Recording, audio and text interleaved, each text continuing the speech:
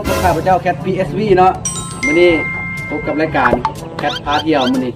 นี้จะพาไปเที่ยวตาดสวงงาม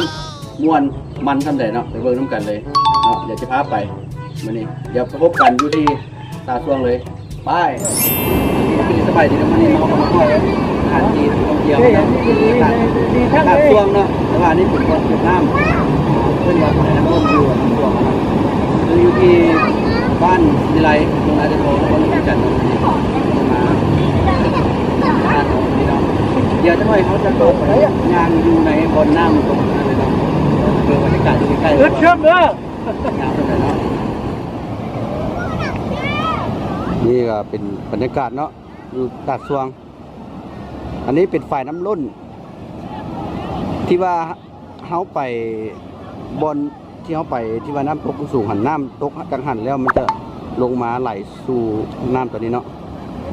บรรยากาศอันนี้ขึ้นเลยเนาะมาเที่ยวมาชมกันได้เนาะสถานที่ตาดสวงอยู่เมืองนาไซทอนครหลวงจันทร์เนาะบรรยากาศขึ้นเลยเนาะ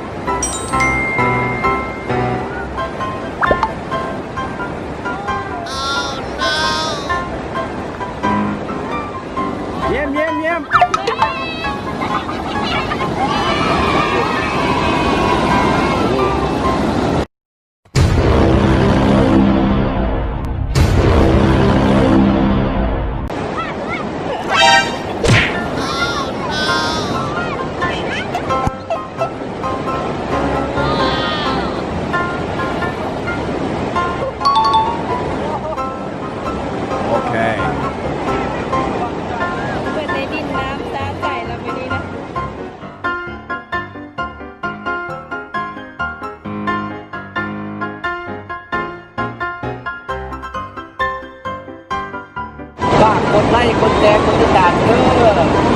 อ ลุกเลยแล้วรถ